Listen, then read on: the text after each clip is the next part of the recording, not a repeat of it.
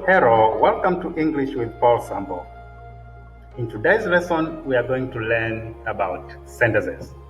So we can start with the meaning of a sentence, and then we shall see the types of sentences. Let us start with the meaning of a sentence. What is a sentence? A sentence is a group of words that expresses a complete thought.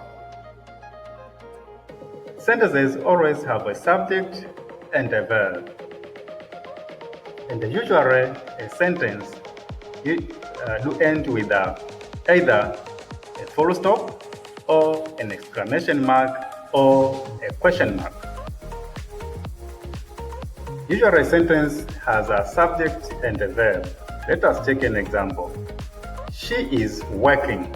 She is a subject and is working is a verb in this sentence. Let me give you another example. Another example is he is reading. He is a subject and is reading is a verb. Another example is the children are playing. So the subject here in this sentence is the children and the verb are playing. Another example, they are singing.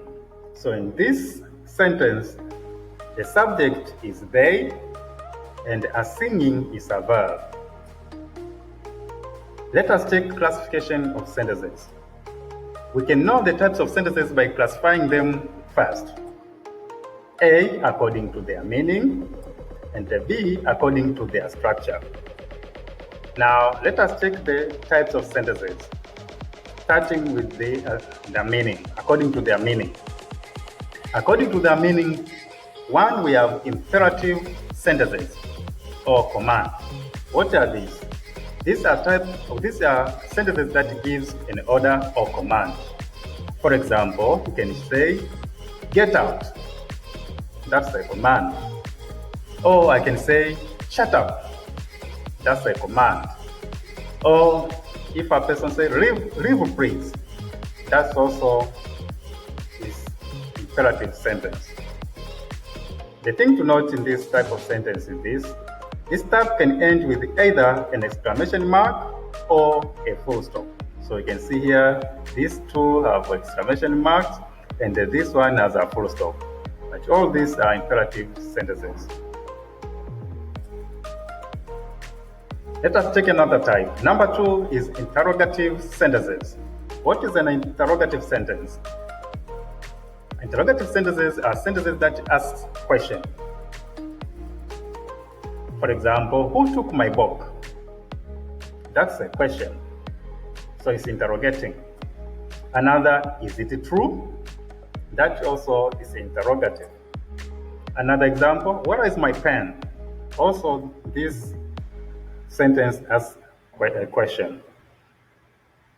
The thing to note in this type ends with a question mark. So interrogative sentences do end with a question mark. Let us take another example. Number 3, we have declarative sentences, or sometimes are called statement. This gives a statement, just a sentence that gives a statement. It can be a fact or just an opinion. For example, he loves music. So this is just a statement. So this is a declarative type of sentence. Another example, it is raining. So also this one shows just a statement and it gives a fact. Maybe it's raining up there.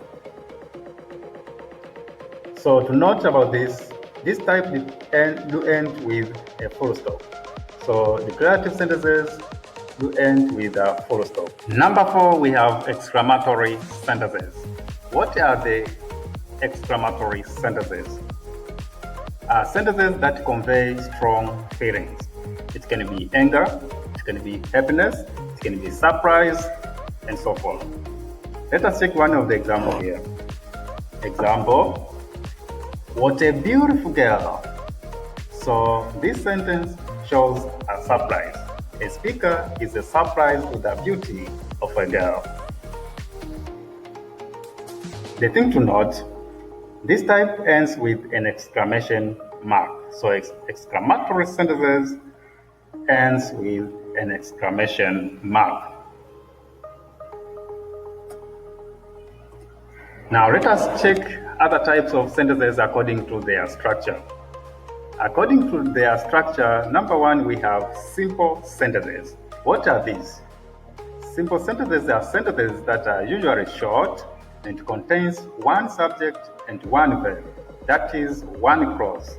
For example, the boys are playing football. The boys are playing football. Full stop. Remember, simple sentences have only one clause, so they are short.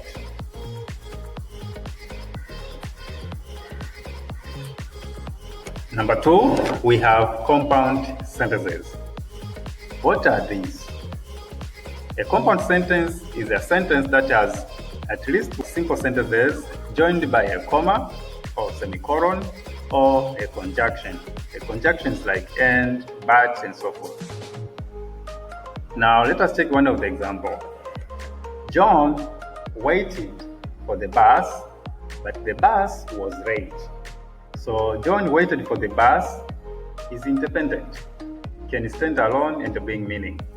So also when you say, but the bus was late, so still this part of the sentence also has a complete thought. That's why we say two independent clauses, or sometimes we call simple sentences, two simple sentences, because all these two parts can stand alone and bring meaning or complete thought. Another example, they say it is your birthday. It is my birthday too. So this first part, they say it is your birthday. This part is complete. It can stand alone and bring complete meaning. And the second part of this sentence also is complete. So compound sentences do join two independent clauses or simple sentences. Number three, we have complex sentences. What are these? A complex sentence is a sentence that has more than one clause, that has one independent clause and at least one independent clause.